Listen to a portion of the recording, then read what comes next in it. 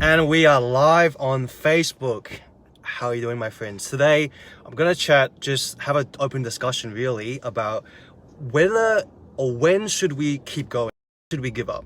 Because often people talk about perseverance and always you gotta keep going to get what you want, because if you give up too soon, you're not gonna get there. And I totally 100% agree. But there are some times, oh, the car just came really close.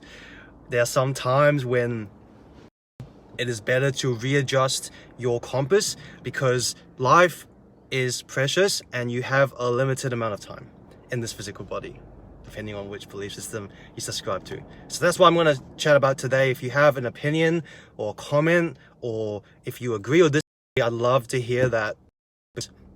Hey Chris, I can't actually see the names of the people, but I can actually, well, no, I can, but I can see it when you have a love or a like, it pops up with someone's face. So that's really good. So I was just saying that basically I just want to have an open discussion on when should you readjust your compass, when do you give up on someone or something as opposed to persevering, because there's a lot of stuff on, you got to keep going and you got to be consistent, because otherwise you don't get the result you want. But there are times when I believe it's better to readjust. So that being said, I think it's really simple. Like, in my opinion, I feel your gut knows deep down that if you are always dipping, if it's not moving forward, the net result isn't positive overall, you got to give it time, then you're best to move on and give it up, because otherwise you're creating more resistance and it's not a good thing. So basically, ideally, after the dip comes a success in general. So if you've been working on something, you should see results. You should see maybe not the end result that you were looking at, but something better. So in my life, I remember when I was working in, okay, we'll use audiology or sales, for example. I remember when I first started as an intern, I took notes on everything. I took notes on what to say from the moment a customer walked in the door to remembering all the names of every person and thing and what to say. And it was a robotic process. And you can imagine human interactions are not robotic. They're very emotional. People are emotional. Any business is emotional. So I came a long way, but it took me probably about 2 years to get comfortable, 1 to 2 years to get comfortable with myself, and in terms of how to deal with people and how to close a sale. And I'm too nice. I don't cut people off, but I do listen when texting them. Yeah, I mean, there are probably some, depends who, there's some people like in your family maybe that have differing opinions and, times like these. And yeah, for sure, you're gonna have differences of opinion. And I know within even my own family, just going off on a diversion, we definitely have differences in opinion, and some of my friends say that it divides families, but I think that you can probably live alongside people. You can be your own country and yourself, and but I think you also want to look at how it affects you, because we can be nice, but we can only be nice to the extent that it doesn't affect us. If we're too nice, I mean, if we're feeling down being around other people, then I just feel, you may disagree, but I just feel like it's not worth it, and better just to let them go, because sometimes they come back, or you agree to disagree. So yeah, so I mean that's something where it's a people thing, and people are emotional, so we're not always logical, are we?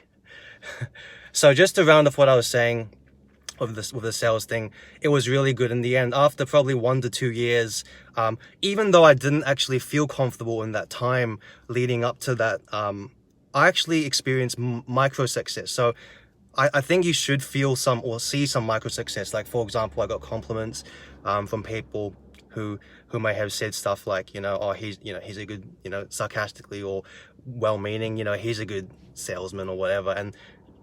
And that's a compliment. It's like a backhanded compliment, but really it's saying that you have some skill. So, and then eventually after 2 years, ended up closing the highest sales in the company that I was with, in a health industry where it can be quite challenging. So, but I always believe if you care about people enough, it comes through, and you want someone to have what you have.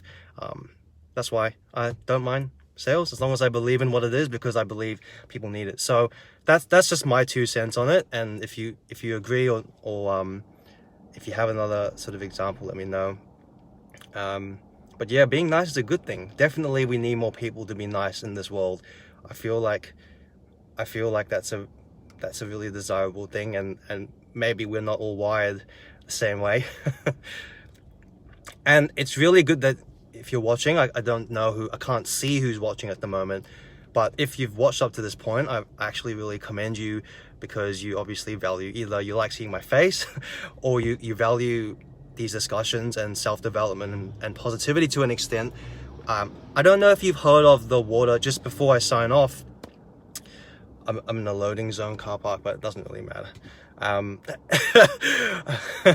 So you might have heard this before I go, the water analogy. So the dirty water analogy, an influencer talked about it 2 years ago. I saw it like maybe even before, but I saw the video and he was talking, and everyone's copied it now. So you might have seen it on TikTok. And guys, if you're on TikTok, let me know, because I'm getting more active there. So it's nice to, anyway, I know it's a different audience on Facebook, but you get a lot of kids on TikTok. Actually, that's really funny. I have a lot of followers reaching out to me who are like 13 years old. It's kind of cute, but kind of strange, because I'm obviously not 13.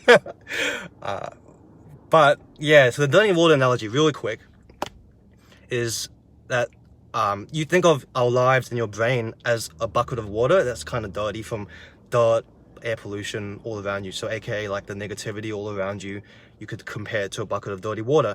And the idea is that if you self-develop, if you're filling your mind, if you're brainwashing your mind with positivity, it's just like didn't say that very well. Basically, you can clean the dirty water if you squirt clean water in. But you must keep doing that, otherwise the dirty water is going to stay dirty. It's no point giving a little squirt. You got to get the hose and do it continuously. So it's the same with our brain. If you're constantly exposed to the news, for example, or depending which news you watch, or if you're around colleagues, or I think Chris earlier talks about certain people that you don't listen, you don't cut them off, you don't cut family necessarily off in your life if you don't agree, or if you're married, you don't want to get a divorce just because of, I don't know, you disagree on one thing. It's good to constantly have positive people around you to sort of contra that or reinforce that. So, listening to audiobooks is something I like to do in the car to save time. I often don't schedule self-development time. It's really funny. I used to do that, but I actually, I multitask. So when I'm doing things, or I'm doing not so much cooking, but it's like my meditation. But if I'm going to notifications on Facebook, sometimes I actually have something in the background where I'm kind of listening to it, and that helps me a lot. Some people say like you should focus on one thing, and maybe I should, but sometimes I just don't have time. So that was the sort of long version of it, and yeah, that was the dirty water analogy. Keep on pumping clean water into your brain, into the dirty water. So yeah, I really enjoyed doing these. I don't care, sort of doesn't bother me how many people look at it. I do it because I feel even if it changes or helps one person, or if I can get ideas from it as well, it's all the more worth it. So thanks for watching. It's a cloudy day here in Brisbane. I wish I could show you guys a sunny day now, but it's still a good day. So appreciate you, and I'll see you guys soon. If there's anything you want me to chat about, or if there's any way I can support you, just message me. All right, ciao.